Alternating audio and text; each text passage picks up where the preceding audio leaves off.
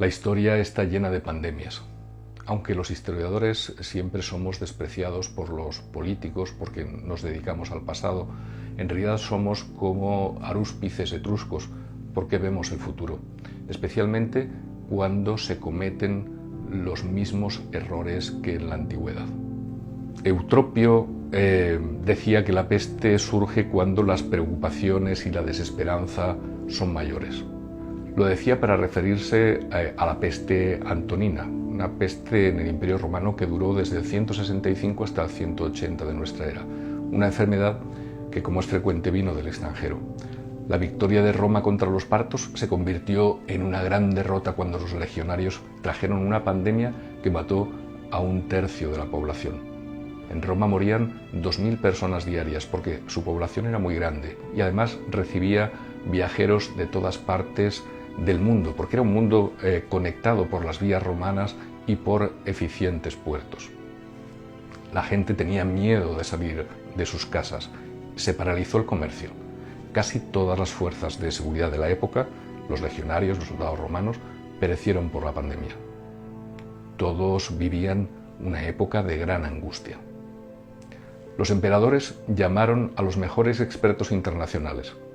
En aquella época era un griego llamado Galeno, que vivió largo tiempo el duro trance de la epidemia, según su propio testimonio, pero no pudo evitar la muerte del propio emperador, del coemperador Lucio Vero, que huyó de Aquilea cuando estaba ya infectado.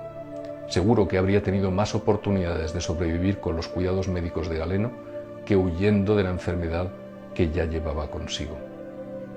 La huida a lo loco, aunque sea solo de un fin de semana, es una grave irresponsabilidad.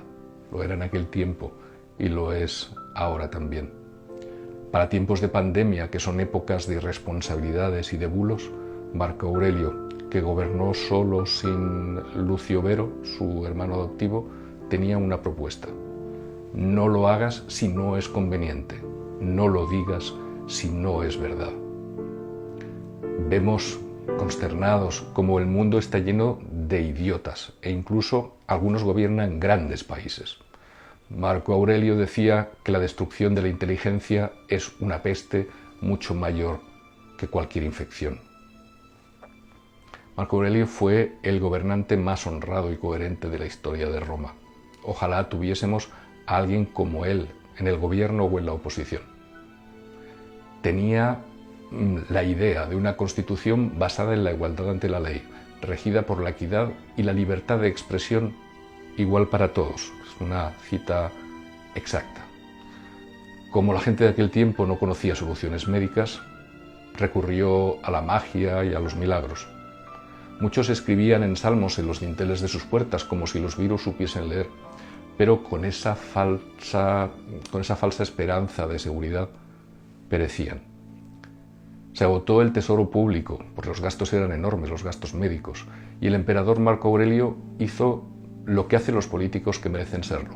Subastó sus bienes personales durante 2 meses. Hay políticos miserables que en medio de las crisis más espantosas se suben el sueldo, o aún peor, reducen el presupuesto de sanidad, que no solo es robar a los ciudadanos que la han pagado con sus impuestos, sino que es condenarlos. Si alguna vez veis eso, por favor, votad a otros, a quien sea.